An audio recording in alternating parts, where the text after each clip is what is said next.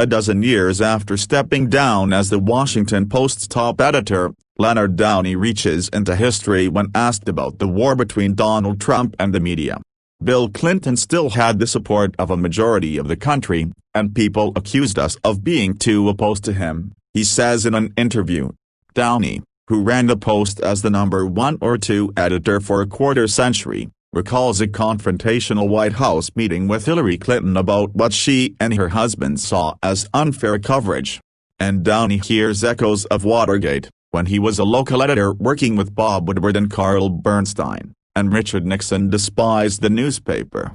But in a conversation about his new book all about the story, news, power, politics and the Washington Post, Downey is reluctant to fault the press in the Trump era, and part of the reason is that the news business has changed so drastically from when he resigned was forced out, actually back in 2008. It's hard for me to pass a strong judgment on that, he says in a measured cadence so familiar to me because he was my boss for years, when I had to press him and we sometimes clashed on many of these stories.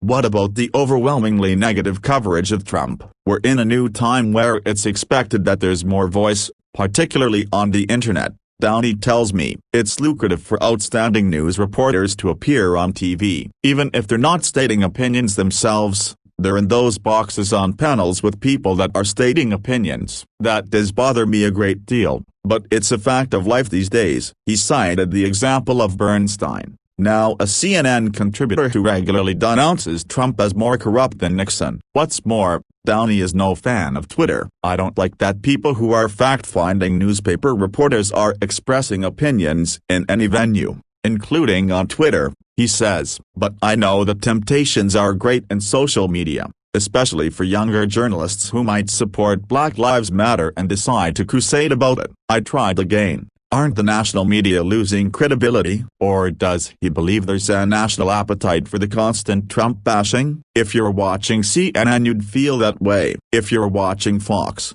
you wouldn't feel that way. And a divided country is nothing new. In the 1970s, says Downey, half the country was opposed to our coverage of Watergate because they were supportive of the president. He also says Trump exacerbates the polarization with his absolutely unprecedented attacks on the press. All presidents have not always told the truth. Empirically, it appears to me there's much more falsity from this president and the administration. During the Hillary Clinton meeting, she complained the paper was unfairly hounding the White House with requests for documents on Whitewater. Downey said she could put the story to rest by giving the Post the records. I did have concerns about her veracity, he tells me. Without being asked, the First Lady brought up rumors and press reports about her husband and other women, including Jennifer Flowers. She asked him for advice on managing the press, but he declined. Downey also spoke to Bill Clinton, who schmoozed him but wouldn't engage on the coverage or the documents. After the Post broke the story of Ken Starr's probe of the Monica-Lewinsky mess once Newsweek delayed its own piece,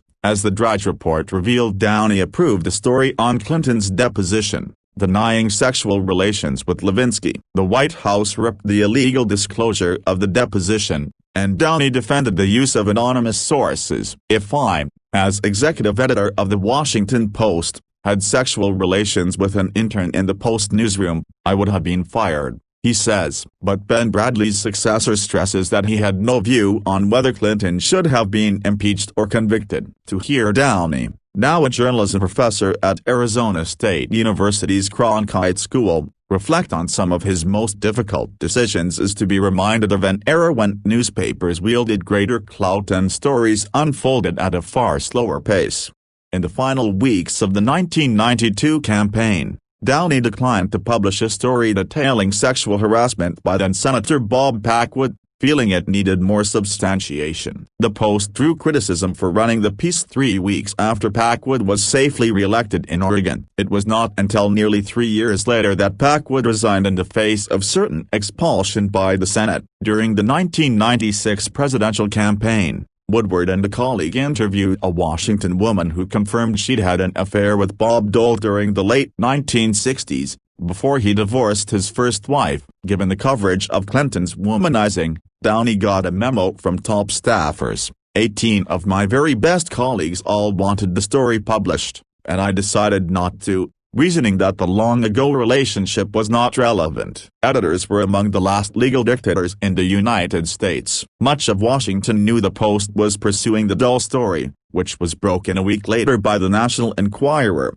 forcing the Post to disclose its own reporting. Could the story have held that long in today's frenzied environment? If tipsters were determined to get it out, they would leak it online, and that would change the way we pursue it, Downey says. In a very different context, the Post got scooped on one of its own secrets: the 33-year shielding of Woodward's Watergate source Deep Throat. The ailing ex-FBI official Mark Felt, or his family, had given the story to Vanity Fair. Woodward argued with me for a while that Deep Throat himself had not changed the confidentiality agreement because he was unable to, having dementia. Bob argued we still shouldn't identify him, but it was all over the internet, Downey recalls. Still, the former editor lost no sleep about losing the exclusive because it shows how determined we were to protect confidential sources for as long as we could. Downey's biggest regret is how the paper handled the Bush administration's run-up to the Iraq War, which I had sharply criticized in the aftermath.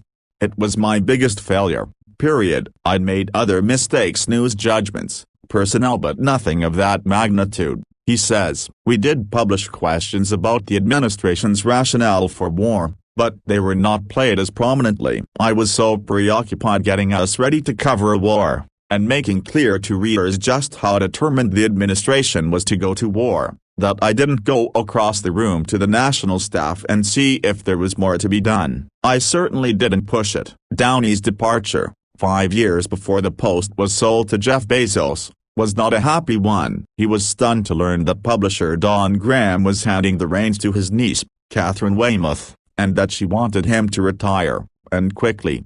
When Downey met with Graham, he writes, and they spoke of how hard the transition from power would be for both of them, we began to cry unashamedly. The tenure of the man who began at the Post as an intern was over, and who